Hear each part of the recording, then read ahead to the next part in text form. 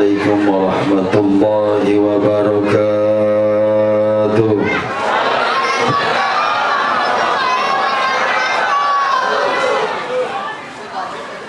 بسم الله الرحمن الرحيم. الحمد لله وحده، والصلاة والسلام على رسول الله وعلى آله وأصحابه ومن تبع هداه. أشهد أن لا إله إلا الله وحده لا شريك له، وأشهد أن محمدا عبده ورسوله لا نبي ولا رسول بعده. اللهم صل وسلم على رسول الرحمة سيدنا وحبيبنا وشفيعنا وقرة أعيننا ومولانا محمد وعلى آله وأصحابه هداة الأمة، صلاة وسلاما دائمين متلازمين إلى يوم القيامة. أما بعد، فقد قال الله تعالى في آياته الكريمة وهو أصدق مقاله: فإذا قرأت القرآن فاستعذ بالله من الشيطان الرجيم. أعوذ بالله من الشيطان الرجيم. بسم الله الرحمن الرحيم. إنا أعرضنا الأمانة على السماوات والأرض والجبال فأبين أن يحملنها وأشفقن منها وحملها الإنسان إنه كان ظلوما جهولا. وقال النبي محمد صلى الله عليه وسلم: الصلاة معراج المؤمنين. صدق الله العظيم وبلغ رسوله النبي الكريم، ونحن على ذلك من الشاهدين والشاكرين، والحمد لله رب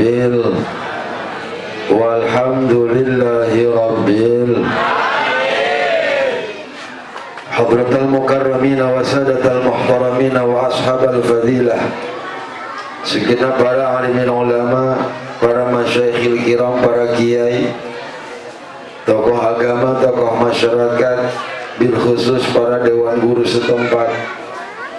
Mohon maaf namanya tidak bisa saya sebutkan, ta'ziman wa takriman bi ashabil hujjah.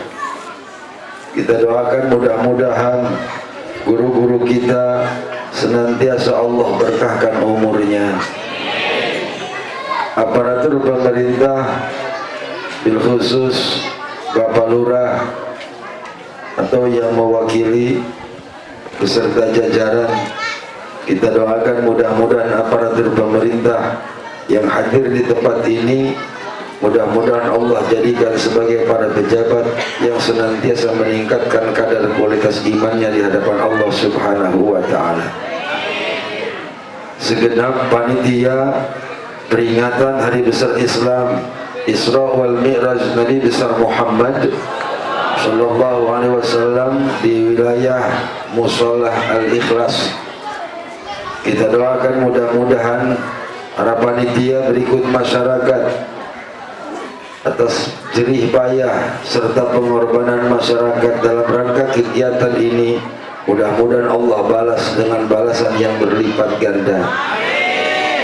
Bapak-bapak, ibu-ibu, para jemaah rahimakumullah, syukur alhamdulillah kita panjatkan kehadirat Allah Subhanahu wa ta'ala.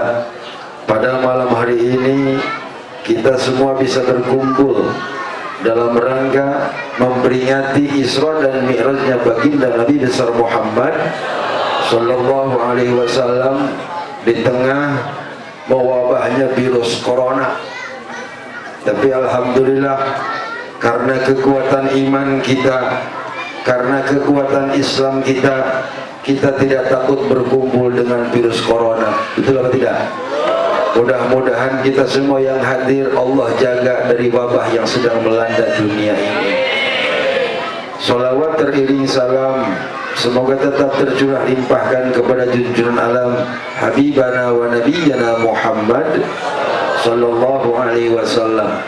Bapak Ibu jemaah rahimakumullah, Sudah menjadi kebiasaan umat Islam, setiap datang bulan Rajab umat Islam selalu memperingati dua peristiwa yang sangat penting, di Isra dan dimirajkannya baginda Nabi besar Muhammad Sallallahu Alaihi Wasallam. Ternyata kalau kita lihat sejarah ke belakang, Isra dan Mi'rajnya Rasul ini sempat membuat geger alam dunia. Seluruh penduduk Mekah sempat geger dengan peristiwa Isra dan Mi'rajnya Rasul. Bahkan tidak sedikit penduduk Mekah mengklaim dan mengatakan bahwa Rasul kita sebagai orang gila. Kenapa? Karena jarak tempuh Isra-nya Kangjeng Nabi di luar nalar akal manusia, sehingga pantas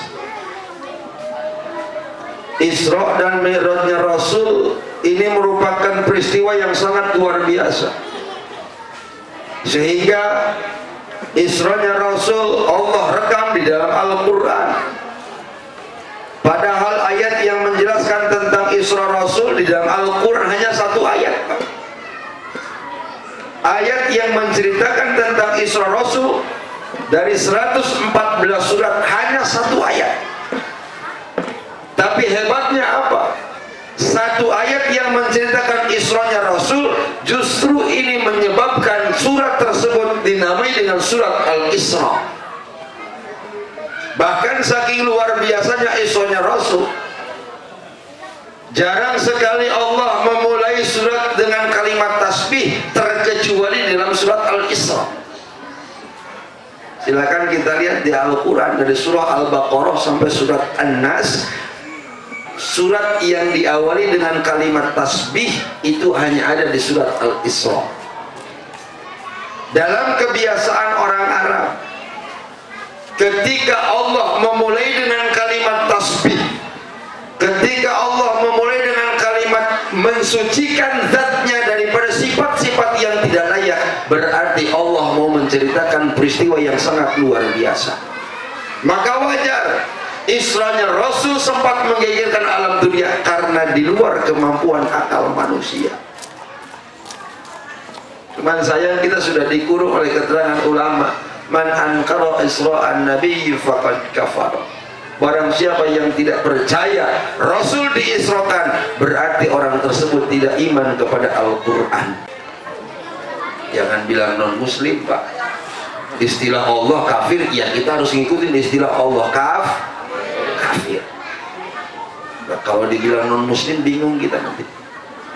Qul ya ayyuhal non muslim, kan bingung bacanya. Ternyata kalau kita lihat sejarah ke belakang, Isra Rasul ini bukan tanpa sebab, bukan tanpa latar belakang. Ada yang menyebabkan Allah mengisrakan baginda Rasul. Yang pertama, penyebab Allah mengisrakan Rasul, satu, inda jafafi ahlil ardi.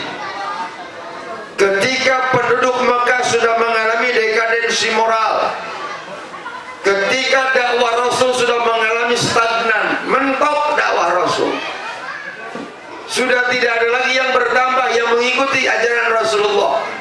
Jangankan orang lain, keluarga Rasul sendiri banyak yang tidak menerima ajaran Islam. Lalu pertanyaannya, apakah ketika dakwah Rasul mentok, Rasul berhenti dakwah? Tidak, Rasul terus berdakwah. Ini ngandung arti buat kita, para ustadz, para kiai. Ketika santri tidak bertambah, ketika jemaah pengajian tidak bertambah, jangan berhenti ngaji, terusin ngaji. Walaupun harus ngaji sama tiang masjid, Pak. Betul atau tidak? Jangan sampai kiai pundung. Tahu pundung, purik, bingung, jemaah ngaji tidak bertambah, yang ngaji cuma 4 orang, itu pun kakek-kakek semua, yang 2 udah boros kupingnya, yang 1 batuk melulu, yang 1 tidur aja di pengajian. Kiai bingung, kata kiai, ini saya ngaji sama siapa? Hanya diumumin di musola Al-Ikhlas, minggu depan ngaji libur. Rasul tidak berhenti dakwah, Rasul terus berdakwah. Rasul mengatur strategi dakwah. Pindah dakwahnya Rasul dari Mekah pindah ke Taif, dengan harapan masyarakat Taif mau menerima dakwah Islam. Tapi apa yang terjadi? Setelah Rasul berangkat menuju kota Taif dengan tujuan dakwah, Rasul disambut oleh masyarakat Taif dengan lemparan batu. Tuh lihat Pak, Rasul dakwahnya sampai bercucuran darah. Belum pernah terjadi umatnya dakwah sampai keluar darah. Betul? Pernah di Al-Ikhlas ngundang Mubalek lagi ceramah dilemparin batu? Pernah? Belum? Pernah apa belum, Bu? Oh, kalau belum nanti mau jajal, mau nyoba.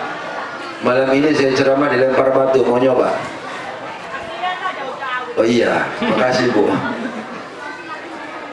Pertanyaannya apa Rasul marah ketika Rasul dilempar batu oleh masyarakat Taif? Bahkan malaikat Jibril sempat nantang. Kata malaikat Jibril, Muhammad, andai kata kamu mau Muhammad, gunung-gunung yang ada di Taif akan aku lemparkan kepada masyarakat Taif atas perbuatan orang-orang Taif kepadamu Muhammad. Apa kata Rasul? La ya Jibril, la ya Jibril, jangan Jibril, jangan. Rasul malah membalas orang-orang Taif dengan doa yang terbaik. Apa kata Rasul? Allahumma hdihim fa innahum qaumun la yafqahun. Ya Allah, berikan hidayah kepada masyarakat Taif sebab mereka tidak tahu siapa aku sebenarnya. Begitu lembut hati Rasulullah. Setelah Rasul gagal dakwah di Taif, Rasul kembali ke Mekah dengan membawa kekecewaan. Begitu Rasul nyampe ke Mekah, Allah ternyata menguji kembali Rasulullah dengan ujian yang lebih berat. Apa ujiannya?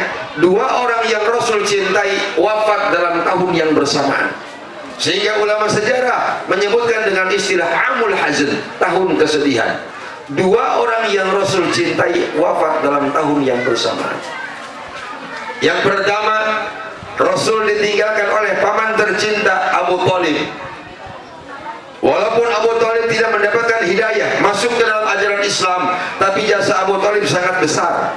Karena Abu Thalib lah yang melindungi diri Rasulullah dari ancaman orang-orang kafir Quraisy. Selama Abu Thalib hidup, tidak ada satupun orang kafir Quraisy yang berani menyentuh kulit Rasulullah selama Abu Thalib hidup. Sekarang Abu Thalibnya wafat. Tidak lama setelah Abu Thalib wafat, istri tercinta baginda Rasul, Sayyidatuna Khadijah, wafat. Ini pukulan yang sangat luar biasa bagi Rasulullah ketika Siti Khadijah wafat. Kenapa? Karena Siti Khadijah bukan hanya figur seorang istri, tapi Siti Khadijah lah yang memberikan dukungan secara materi atas perjuangan dakwah Islam. Seluruh harta kekayaan Siti Khadijah yang terkenal sebagai janda kaya, semuanya diberikan kepada Rasulullah untuk perjuangan dakwah Islam. Khadijah Rasul gitu, Bu. Beda sama Khadijah di sini, beda. Betul atau tidak? Khadijah Rasul itu semua harta kekayaannya diberikan kepada Rasulullah untuk perjuangan agama, baru dibantai. Ini malam ini ibu saya angkat, Bu, tenang. Fitrah laki-laki, dasarnya lelaki, blow on itu laki-laki. Kalau nggak ada ibu-ibu, blow on. Betul aja, Pak. Nih bayangin, satu kompleks ini kalau semua penduduknya laki-laki, yakin blow on semua. Betul atau tidak? RT-nya blow on, RW-nya blow on, ustadznya, iya sama aja. Jangankan kita, ingat Nabi Allah Adam alaihissalam pernah tinggal di surganya Allah, betul? Semua yang ada di surga semuanya nikmat, tapi ternyata Nabi Adam masih merasa kekurangan. Apa yang kurang? Tidak ada pendamping. Apalagi kita tinggal di sini. Ternyata memang wajar ada dua sisi perempuan yang tidak bisa dihargai oleh laki-laki. Bilangin jangan, Bu. Bilangin jangan. Ya, bilangin biar kerasa sama bapak. Dengerin, Pak. Dua sisi perempuan yang tidak bisa dihargai oleh laki-laki. Yang pertama adalah menyusui. Apa, Pak? Menyusui. Setinggi apapun pangkat bapak, segede apapun jabatannya, jajal nyusuin anak Pak, nggak bakal bisa. Betul. Satu. Yang kedua, sisi perempuan yang tidak bisa dihargai laki-laki adalah menstruasi. Apa Bu?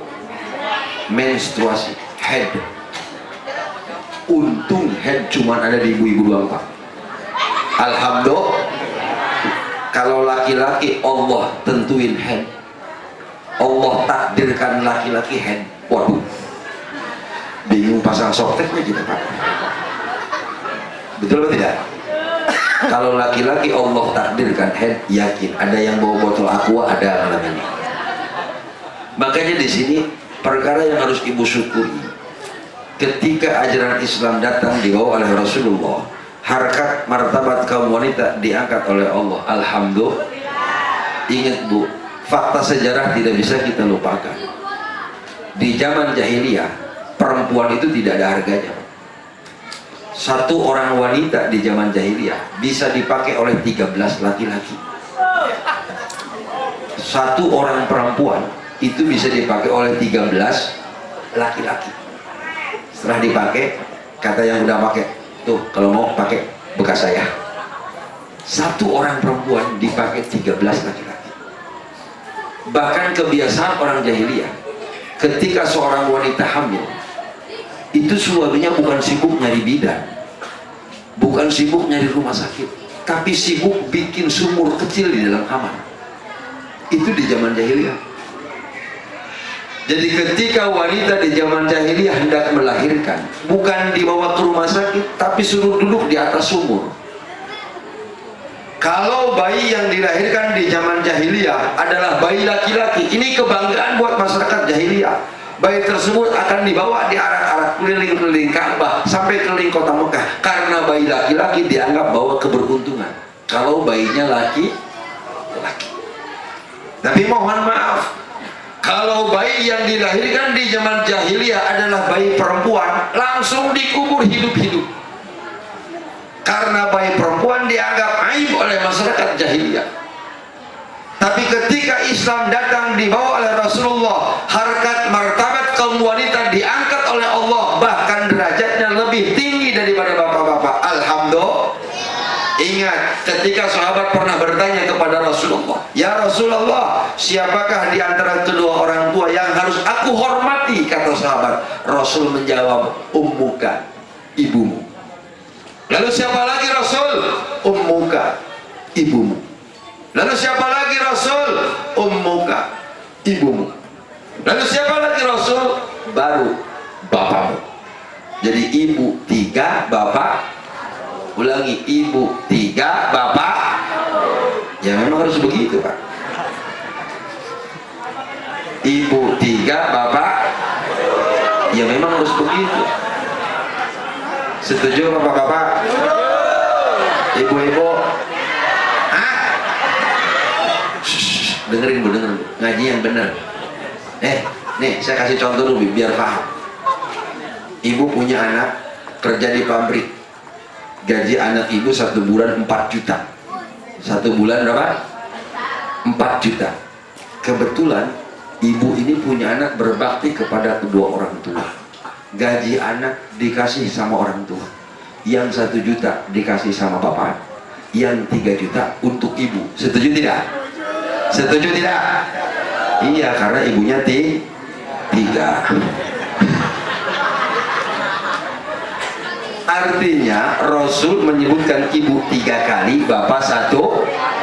Kenapa ibu sampai disebut oleh Rasul 3 kali? Karena Islam sadar maju mundurnya generasi Islam itu tergantung ibu. Anak bodoh hasil didikan ibu, anak pinter hasil didikan ibu, anak bodoh hasil didikan ibu. Siapa bapak di bapak doi, bagian pinter diaku sama ibu, bagian bodoh dikasih sama bapaknya. Ibu teh madrasah pertama, sekolah pertama, sebelum anak kita masuk ke TK, sebelum anak kita masuk ke SD, ibulah yang pertama kali menanamkan ilmu kepada anak. Betul? Maka jangan heran sekarang nasib generasi Islam itu tergantung ibu-ibu. Bo, ketika anak kita berbuat salah, jangan dulu kita langsung menghukum kesalahan anak kita. Ibu harus sadar ketika anak kita berbuat salah, karena kita pertama kali menanamkan ilmu kepada anak salah. Betul atau tidak? Nih Bu, ibu harus sadar ketika ngajak ngomong ke baik, ibu ngomongnya jelas apa nggak jelas ngomongnya? Nggak jelas. Ngomong dicadel-cadel. Betul atau tidak? Sila aja, sila aja, sila aja. Mau ngomong raja aja dilaja. Itu kesalahan kita. Maka ini berangkat dari sebuah keprihatinan. Zaman sekarang mohon maaf Bu, kita prihatin melihat generasi Islam yang sampai saat ini Masya Allah, apa yang disampaikan oleh Rasulullah mulai terjadi. Beberapa hari yang lalu saya melihat kondisi Mekah yang sepi dari jemaah karena virus corona. Satu sisi kita sedih ketika di Baitullah sudah tidak ada lagi yang tawaf, ketika di Baitullah sudah tidak ada lagi yang mencium Hajar Aswad, ketika di Baitullah sudah tidak ada lagi tetesan air mata. Ini khawatir alam dunia akan Allah hancurkan. Betul atau tidak? Masya Allah, tabarakallah. Ini yang kita khawatirkan. Sekarang banyak himbauan-himbauan dari aparatur pemerintah kita supaya masyarakat menghindari tempat-tempat keramaian. Hatta masjid sudah ditinggalkan sekarang oleh jemaah. Masjid Kuwait sekarang sudah tidak berjamaah. Silakan sholat di rumah masing-masing. Masjid kosong. Padahal dalam akidah kita umat Islam, kita sering membaca setiap baca sholat, amantu billahi wa malaikatihi wa kutubihi wa rusulihi wa bil yaumil akhiri wa bil qadari khairihi wa syarrihi min Allah. Bagus dan jelek kita pasrah itu karena kehendak Allah. Ternyata tidak disadari ini adalah bentuk jajahan bagi kita umat Islam. Ternyata Rasul 14 abad tahun yang lalu sudah menyampaikan hal ini di hadapan para sahabat. Umat Islam di akhir zaman bakal disisihkan, umat Islam di akhir zaman bakal dikucilkan, bakal jauh tertinggal. Para sahabat pernah bertanya kepada Rasulullah, aqalilun yawma idin ya Rasulullah, Rasul, umat Islam di akhir zaman bakal ditindas, bakal dijajah, apakah umat Islam sedikit? Dijawab oleh Rasul, la walakin aktsaru min yawma idzin. Kata Rasul, umat Islam di akhir zaman akan semakin banyak dari tahun sekarang. Hampir setiap negara terdapat umat Islam. Di Tangerang mayoritas umat Islam, Pasar Kemis, Sindang Jaya, Sindang Panan mayoritas umat Islam. Tapi yang akan terjadi kuantitas tanpa kualitas. Umat Islam banyak, tapi umat Islam dibikin tidak berdaya. Yuk, saya akan coba buka wawasan kita malam ini. Ternyata sampai detik ini kita umat Islam belum berhenti dijajah dengan produk-produk undang-undang yang dibikin oleh pemerintah kita yang menyudutkan umat Islam. Silakan Bapak perhatikan Undang-Undang Nomor 16 Tahun 2019 tentang perkawinan. Ini jelas-jelas nyata-nyata berbenturan dengan akidah Islam. Di dalam Undang-Undang Nomor 16 Tahun 2019, anak gadis bapak hanya boleh nikah ketika usianya sudah mencapai umur 19 tahun. Itu undang-undangnya bunyinya begitu. Anak perempuan hanya boleh nikah ketika umurnya 19 tahun. Ini berbenturan dengan akidah Islam, Pak. Di mana berbenturannya? Dalam akidah Islam yang namanya pernikahan itu ditentukan oleh takdir Allah. Betul tidak? Artinya bagaimana kalau anak bapak yang perempuan umur 16 tahun sudah tiba jodohnya? Apa tidak kita nikahkan? Seolah-olah nih hukum yang sekarang, anak bapak jangan dulu nikah sampai usia 19 tahun. Silahkan nikmati masa pacaran, masa perkenalan sampai umur 19 tahun. Lah keburu hamil anaknya, Pak. Betul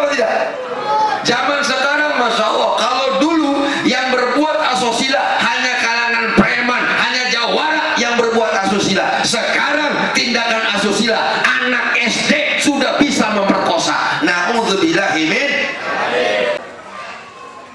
Umat Islam dibikin tidak berdaya, umat Islam dibikin terbelakang karena memang umat Islamnya kita tidak sadar. Kita terlalu enak dininabobokan, Pak. Kita nggak sadar zaman sekarang dijajah. Ternyata pangkalnya, penyebabnya karena kita tidak peduli kepada agama Islam.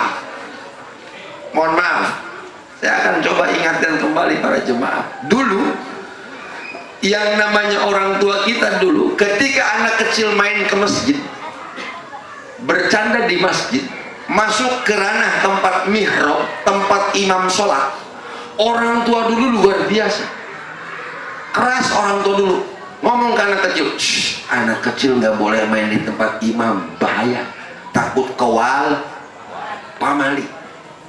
Kenapa? Karena sangat saking sakralnya tempat imam.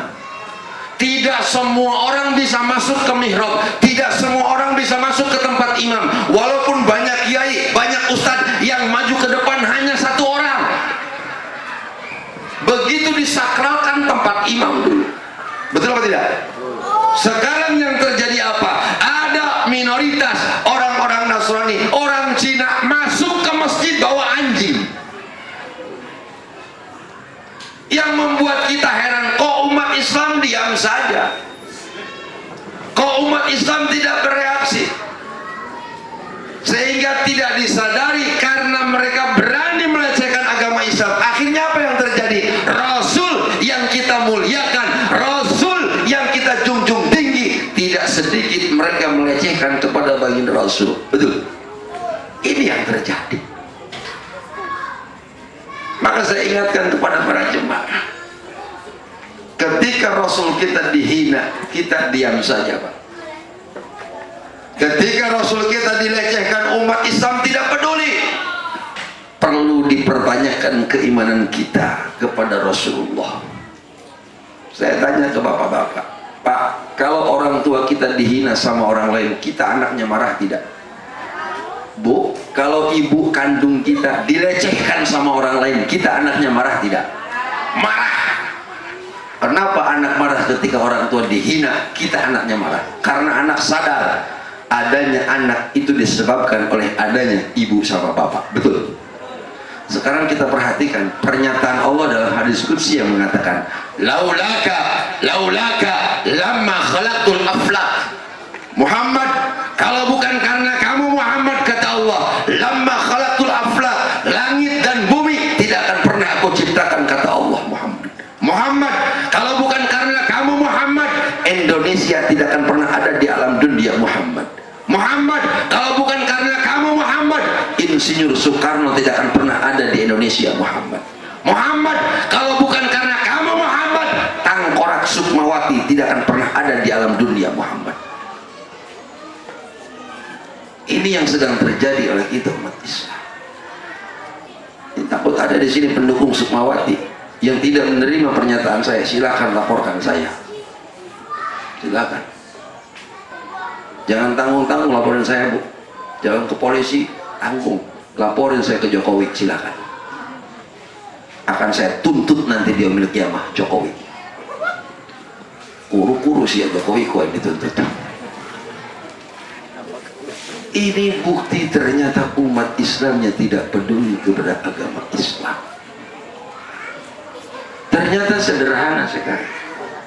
Kalau agama kita ingin kembali berjaya, kalau agama kita ingin kembali punya wibawa, sebetulnya konsepnya ada di kita.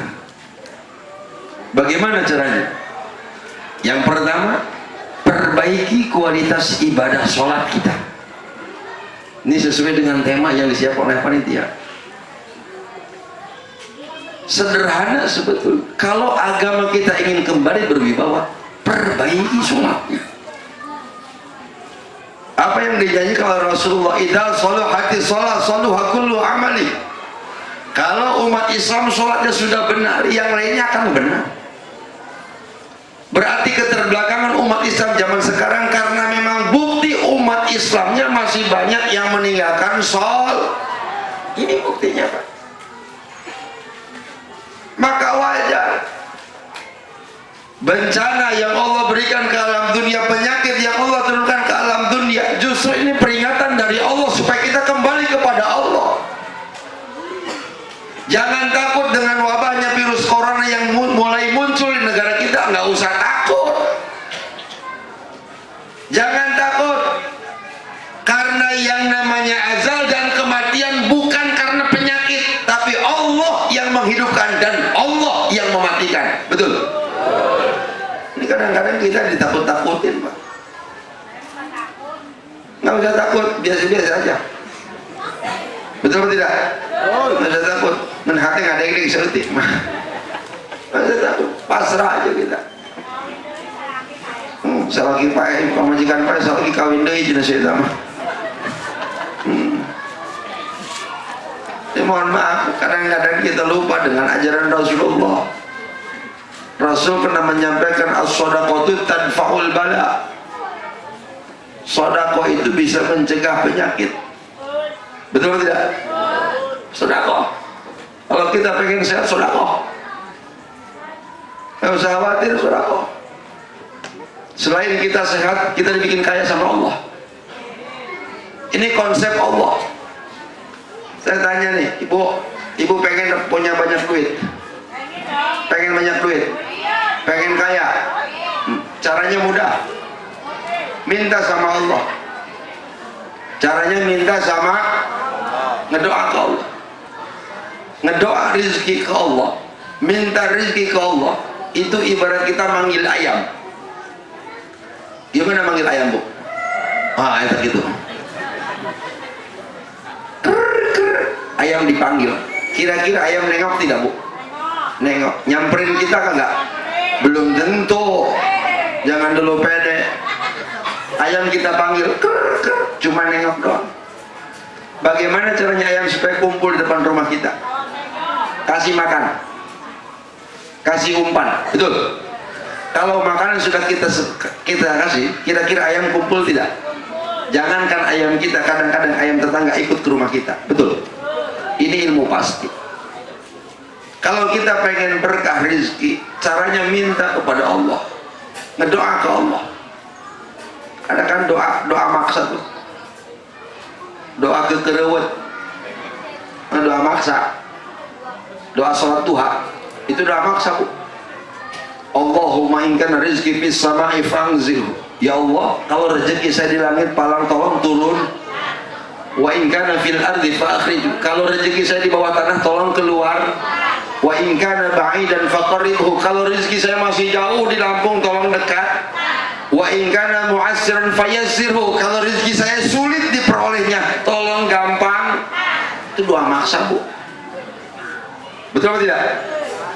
Tadi sudah dikasih konsep, kalau ayam pengen kumpul di rumah kita, kasih makanan. Setelah kita panggil, kasih makanan.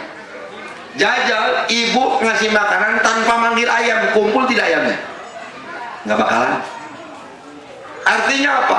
Sodakoh tanpa konsep ajaran Islam, sodakoh tanpa bimbingan agama Islam, tidak akan pernah ada timbul keberkahan. Berarti dua konsep ini harus jelas, harus berbarengan. Satu, pakai ajaran Islam, apa? Berdoa. Yang kedua, tebarkan, keluarkan makanannya. Apa makanannya? Keluarkan zakatnya, keluarkan infaknya, keluarkan sodakohnya. Kalau zakat, infak, sodakoh sudah kita keluarkan, ibarat ayam kita kasih makanan, pasti bakal kumpul. Betul? Cuman pertanyaannya, sejauh mana keyakinan kita dengan konsep tersebut? Kalau hati kita masih ragu dengan konsep Allah, yakin Allah akan mengikuti apa yang ada dalam hati kita. Berarti konsep ini harus benar-benar kita yakini. Ta'adud bin Imam, mohon maaf, saya kasih gambaran. Saya ngurus santri dari tahun 2004 sampai sekarang. Semua santri saya tidak boleh bawa bekal dari rumah masing-masing, tidak boleh. Tidak boleh membawa uang dari rumah, tidak boleh. Karena seluruh santri makan saya jamin, listrik saya yang bayarin, kitab saya yang beliin, pengen kawin santri saya yang ngawinin. Gimana gak enaknya jadi santri saya? Bagaimana caranya? Nah ini konsep ini yang harus kita pakai. Kita harus yakin. Saya hanya sedikit punya keyakinan, semua santri yang tinggal di pesantren saya itu membawa rezeki masing-masing yang tidak akan pernah tertukar dengan rezeki saya. Tidak akan tertukar. Saya kasih contoh. Tadi panitia beli jeruk yakin banyak. Betul tidak? Banyak. Tapi dari sekian banyak jeruk yang disiapkan oleh panitia, ada rezeki saya, ada hak saya yang tidak akan pernah tertukar dengan jeruk punya RT. Tidak. Semuanya sudah Allah atur. Makanya di sini kita harus yakin bahwa semua manusia berpotensi mendapatkan rezeki dari Allah dengan dua cara. Ada berapa, Bu? Dua. Ada yang dimaksud dengan rizki maksum, yang kedua rizki madmun. Rizki maksum adalah rezeki yang Allah tebarkan ke alam dunia. Seiring terbitnya matahari, Allah bagikan rezeki ke alam dunia. Allah sebarkan, ditebarkan sama Allah. Itu rezeki yang wajib kita cari, rezeki yang wajib kita kasab, rezeki yang wajib kita minta sama Allah. Rezeki petani ada di ujung cangkul. Semakin banyak cangkul dikairkan, maka potensi rezeki akan semakin banyak. Rezeki tukang ojek ada di ujung mata. Semakin tampil dia ke pangkalan, semakin banyak potensi untuk mendapatkan penumpang. Rezeki pedagang, semakin tampil dia buka toko di pasar, semakin besar dia akan mendapatkan potensi rezeki. Tapi kalau ba'da duhur toko baru dibuka, orang-orang udah pada pulang, sedikit dapat rezekinya. Itu yang maksum, yang wajib kita cari, yang wajib kita minta sama Allah. Yang kedua, ada disebut rezeki madmun, yang dijamin sama Allah tanpa dikasab, tanpa diminta, tanpa berdoa kepada Allah, sudah ditentukan sama Allah. Logika berpikir yang sederhana seperti ini.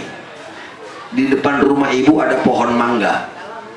Ketika mangga berbuah, itu mangga ada yang harus kita petik, kita simpan dulu biar matang. Betul? Ada mangga yang tidak perlu kita petik, udah matang di pohon, jatuh dengan sendirinya. Nggak perlu disimpan dulu, langsung bisa dimakan. Logikanya seperti itu. Yang madmun itu tidak perlu diminta sama Allah. Sudah ada janji Allah, wa may yattaqillaha yaj'al lahu makhrajan wa yarzuqhu min haitsu la yahtasib. Orang yang bertakwa kepada Allah, orang yang berpegang diri kepada Allah, yaj'al lahu makhrajan, Allah akan memberikan jalan keluar setiap ada masalah. Wa yarzuqhu min haitsu la yahtasib, dan Allah akan memberikan rezeki dari jalan yang tidak pernah kita duga-duga. Berarti ayat ini membuktikan bahwa semua manusia berpotensi mendapatkan rezeki yang tidak pernah kita duga-duga. Nih, kita buktikan, Pak. Bapak ibu dari rumah bawa jeruk tidak?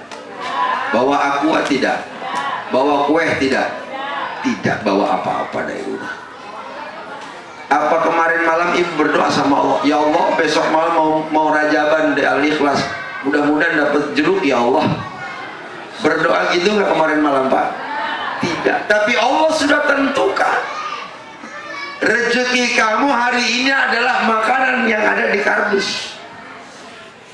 Cuman kesalahan kita sebagai hamba Allah, hal-hal yang seperti inilah yang tidak kita anggap sebagai rezeki.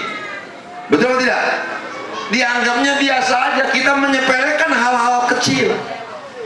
Logikanya sekarang, bagaimana Allah akan memberikan rezeki yang besar kalau yang kecil kita tidak bisa bersyukur kepada Allah? Tidak mungkin Allah akan menambahkan rezeki kita kalau kita tidak bersyukur daripada rezeki yang paling kecil. Nggak ada bedanya kalau ibu punya anak dikasih uang receh, bukannya berterima kasih malah ngomel tuh anak. Ibu marah nggak sama anak? Marah. Bu, minta duit, dikasih sama ibunya 1.000, nih buat jajan 1.000. Anak protes, dasar ibu nggak gaul, zaman segini anak cuma dikasih jajan 1.000. Kata ibu apa? Bukannya bersyukur lu dikasih 1000, malah ngomel. Betul tidak? Sama Pak. Kalau kita tidak bersyukur dari rezeki kita yang paling kecil, bagaimana Allah akan mendapatkan, akan memberikan rezeki yang lebih besar dari yang kita harapkan. Allah akan mencegah penyakit ketika kita sudah menjalankan konsep Allah. Dari 2004 sampai sekarang, mohon maaf, saya tidak pernah memberikan beban apa-apa kepada santri saya. Semua santri kita jamin. Bahkan setiap bulan Ramadan saya tidak pernah menerima fitrah dari santri. Semua santri saya yang bayarin fitrahnya Pak. 1 minggu sebelum lebaran kita belikan baju lebaran untuk anak santri. Saya menghukumi santri seperti anak saya sendiri. Ternyata dengan konsep seperti itulah, kok bisa ya santri dijamin semua? Karena saya merasa dulu tahun 96 sampai 2004 saya pernah tinggal di negara Mesir. Ketika saya waktu masih zaman kuliah di Al-Azhar University, saya 8 tahun kuliah di Al-Azhar. Ustaz Abdul Somad itu adik kelas saya. Abdul Somad itu angkatan 98, saya 96 sudah di Mesir. Sebelum reformasi saya sudah di Mesir. Makanya saya tidak menjadi saksi reformasi di Indonesia. Ketika Soeharto turun kita masih di Mesir. Selama 8 tahun saya di Mesir itu tidak membawa bekal sedikit pun dari rumah. Tapi saya merasa alhamdulillah 8 tahun tinggal di negara Mesir bisa hidup tanpa kiriman orang tua. Saya belum pernah dikasih kiriman Pak selama 8 tahun di Mesir. Kenapa? Karena orang tua saya PNS. Bapak saya itu guru SD. Tahu kan Bapak, gaji guru. Saya datang ke guru saya silaturahmi, saya minta doanya. Saya bilang, "Mbah, minta doanya, saya mau ikut testing untuk mendapatkan beasiswa ke Al-Azhar. Tolong doain, Mbah." Guru saya bilang gini, "Ada berapa uang di kantong kamu? Habiskan itu uang, berikan kepada anak yatim piatu. Habiskan semuanya." Habiskan semua Pak? Habiskan. Jangan mikir besok kamu beli rokok dari mana. Habiskan uang itu, kasih ke anak yatim. Saya nurut Pak. Saya kasih uang untuk anak yatim. Semuanya saya habiskan. Begitu saya ikut testing, waktu itu peserta testing 385. Kuotanya hanya 4 orang. Satu provinsi Jawa Barat. Dulu kita Banten masuk ke Jawa Barat. Jawa Barat itu peserta testing 385, kuotanya cuma 4 orang. Berarti kita harus mengalahkan 381 orang. Kita kalahkan. Dan ternyata apa yang disampaikan oleh guru saya kita coba, kita praktekkan dengan modal satu keyakinan. Yakin setiap guru memberikan nasihat pasti maslahatnya, untungnya, manfaatnya untuk kita, bukan untuk guru. Hanya sederhana kita pakai. Ternyata alhamdulillah tahun 96 saya mendapatkan panggilan, lulus mendapatkan beasiswa kuliah di Al-Azhar University. Modalnya itu. Banyak ada keterangan Imam Nawawi dalam kitab Nasaihul Ibad mengatakan, "Man idda'a hubballah wa lam yantahi min maharimillah fada'wahu kadhibun." Barang siapa yang mengaku cinta kepada Allah tapi tidak berhenti berbuat dosa kepada Allah, fada'wahu kadhibun, maka pengakuannya adalah pengakuan yang dusta. Wa man idda'a hubban nabiyyi wa karihal fuqara fada'wahu kadhibun. Barang siapa yang mengaku cinta kepada Rasul, sayang kepada Nabi, wa karihal fuqara, tapi kita tidak peduli kepada orang-orang fakir, kita tidak peduli kepada anak-anak yatim, fada'wahu kadzibun, maka pengakuan cinta kepada Rasul adalah pengakuan yang dusta. Na'udzubillahi min. Maka ini konsep buat kita. Kalau kita ingin diberkahkan dan diberikan kesehatan oleh Allah, coba bahagiakan anak-anak yatim sebagaimana halnya Rasul selalu membahagiakan anak yatim. Ada sebuah riwayat menarik di zaman Rasulullah. Ketika hari raya, layaknya dulu hari raya di Mekah sama seperti di kita Pak. Setiap hari raya anak-anak kecil banyak berlarian di sekitar masjid. Mereka memamerkan barang-barang yang baru, baju baru, celana baru, dipamer-pamerkan. Di zaman Rasul sudah terjadi seperti itu. Satu saat Rasul memalingkan wajahnya melihat seorang anak kecil yang duduk sendiri, tidak ikut bermain dengan teman-teman yang lain. Kemudian Rasul menghampiri anak kecil tersebut. Kata Rasul, "Hai nak, kenapa kamu tidak bermain dengan teman-teman kamu? Kenapa kamu duduk sendiri di sini?" Dengan polosnya anak kecil menjawab di hadapan Rasulullah. Kata anak kecil, "Saya malu karena saya tidak pakai pakaian baru." Rasul bertanya, "Bapak kamu kemana? Kok bapak kamu tidak ada tanggung jawabnya, Pak? Hari Lebaran tidak ngasih baju baru. Mana bapak kamu?" Anak kecil itu jawab polos. Kata anak itu dijawab, "Bapak saya nggak ada, meninggal ikut perang dengan Muhammad." Dia nggak tahu bahwa yang bertanya itu Rasulullah. Ada, meninggal karena ikut perang dengan Muhammad. Sementara ibu saya ikut dengan suaminya, saya ditinggalkan sendiri. Rasul meneteskan air mata, Pak.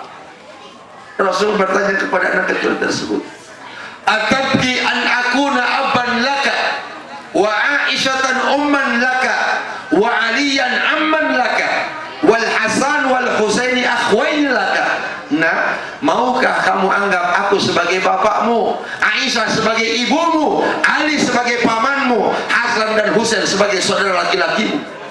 Setelah mendengar itu, anak kecil sadar bahwa yang ngomong itu adalah Rasulullah. Langsung dipeluk anak kecil itu adalah Rasulullah. Sehingga Rasul naik ke atas mimbar. Rasul mengatakan, "Ya ashabi, ana wa kafirul yatim kahataini fil jannah." Rasul mengangkatkan dua jarinya. "Wahai para sahabat," kata Rasulullah, "ana wa kafirul yatim." Kalau kalian pengen tahu nanti di surga aku akan berada di sebelah mana, ana wa kafirul yatim kahataini fil jannah. Aku bersama orang-orang yang memberikan harta kepada anak yatim, orang-orang yang memberikan santunan kepada anak yatim, kahataini fil jannah, bagaikan jari telunjuk dan jari tengah pada wajah dekatnya orang-orang yang memberikan santunan kepada anak yatim beserta Rasulullah nanti di surganya Allah Subhanahu wa taala. Sehingga dari riwayat inilah, dari perjalanan Rasulullah inilah yang harus kita ambil pelajaran. Ya Allah, ternyata anak-anak yatim itu adalah merupakan satu potensi untuk kita, celah untuk kita mendapatkan kemuliaan kita di hadapan Allah Subhanahu wa taala.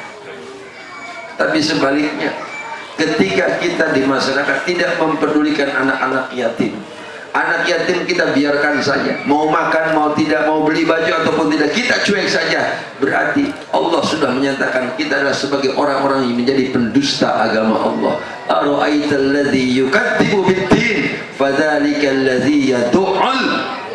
Orang-orang yang merhardik anak-anak yatim adalah orang-orang yang menjadi pendusta-pendusta agama. Na'udzubillahi min.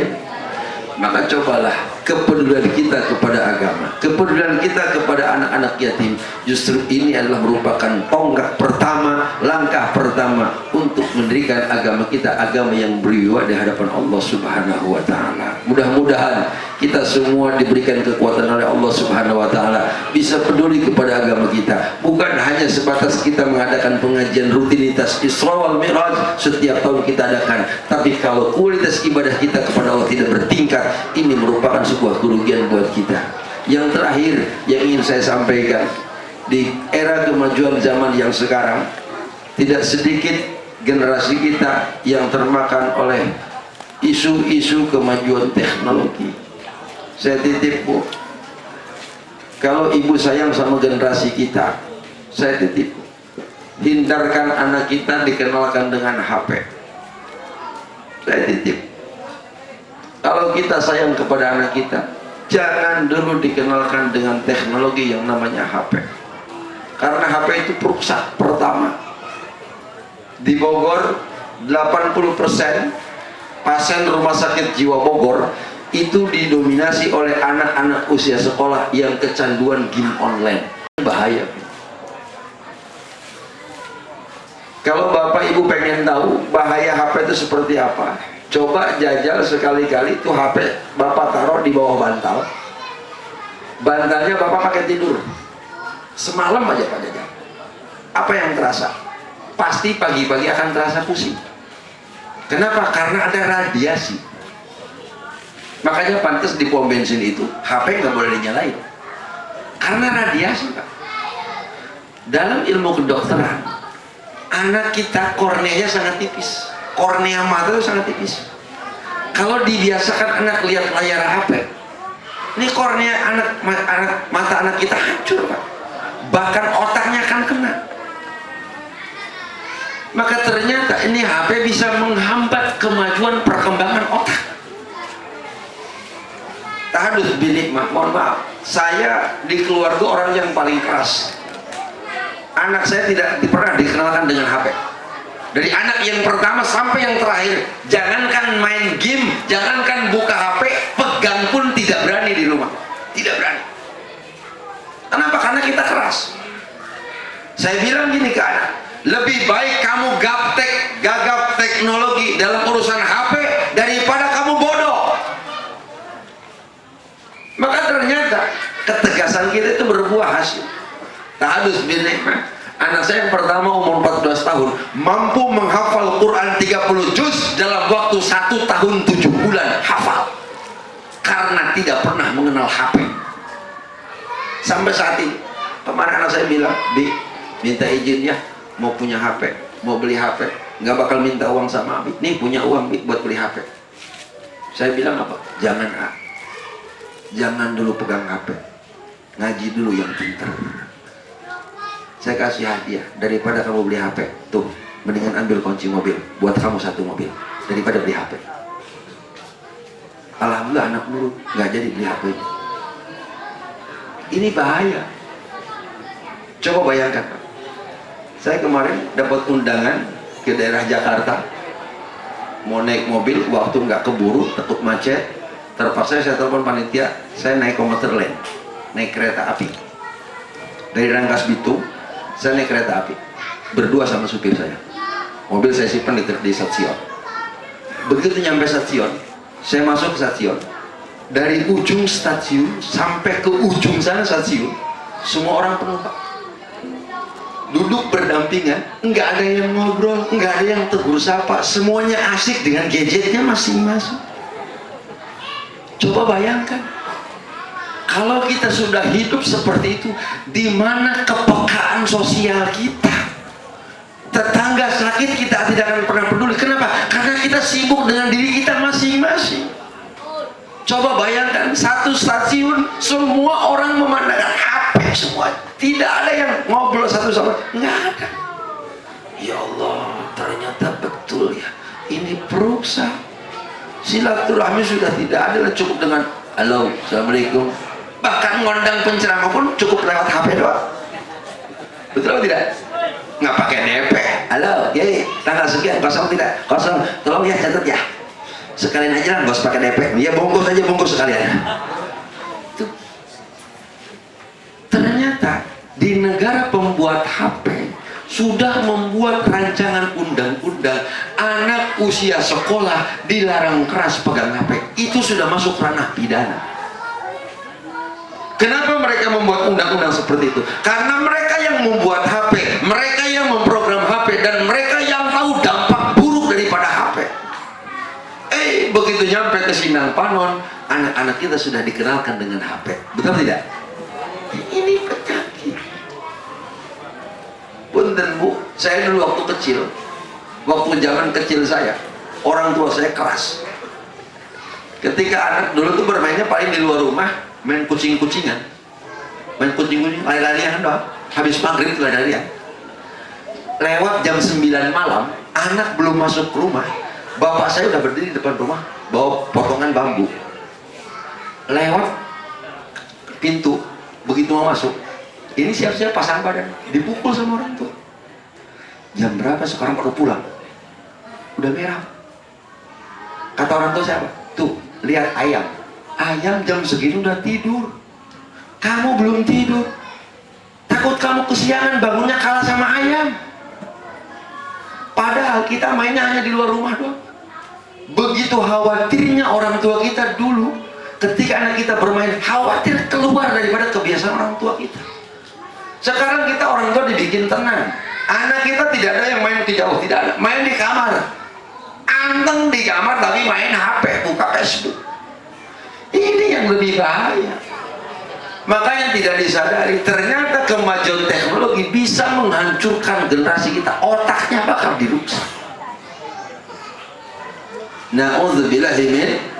Maka coba dari saat ini, bukan berarti saya melarang anak itu tidak boleh, tapi coba perhatikan, batasi, awasi anak-anak kita memegang HP. Punten, di HP itu semua tontonan yang belum layak dilihat sama anak kita sudah ada. Gak usah buka YouTube, gak usah di emot gambar-gambar itu sudah ada gambar-gambar yang sekali pencet langsung keluar gambar yang tidak layak dilihat oleh anak-anak kita. Maka wajar kalau generasi kita sekarang tidak ada hormat kepada orang tua, tidak ada hormat kepada guru, wajar karena anak-anak kita tidak diawasi pergaulan menggunakan HP. Paling kita khawatirkan. Mudah-mudahan kita semua dengan kesadaran kita beragama, kita semakin sayang kepada generasi kita, semakin bisa mengawasi anak-anak kita terutama dalam pergaulannya. Karena yakinlah generasi kita ini ke depan mereka yang akan mengisi daerah kita, mereka yang akan mengisi negara kita, mereka yang akan melanjutkan perjuangan agama kita. Kalau tidak disiapkan dari sekarang, tinggal tunggu kehadiran umat di akhir zaman. Na'udzubillahi min. Mudah-mudahan anak-anak kita mendapatkan hidayah dan taufik Allah Subhanahu wa taala. Bapak Ibu jemaah sekalian, mungkin hanya itu yang bisa saya sampaikan. Mudah-mudahan dengan wasilah kita mengadakan peringatan Isra wal Mi'raj malam hari ini, kita semua diberikan kekuatan hidayah dan taufik Allah Subhanahu wa taala, sehingga kualitas ibadah kita semakin bertingkat. Kita semua Allah jaga dari segala bentuk penyakit yang Allah turunkan ke alam dunia. Amin ya Allah ya Rabbal alamin. Yang benar itu hidayah dari Allah Subhanahu wa taala, yang salah itu semata-mata dari kelemahan ilmu saya. Mudah-mudahan sedikiranya Bapak Ibu membuka pintu maaf yang sebesar-besarnya. Demikian yang bisa saya sampaikan. Terima kasih atas segala perhatian. Akhirul kalam hadani Allah wa iyyakum ajma'in. Assalamualaikum warahmatullahi wabarakatuh.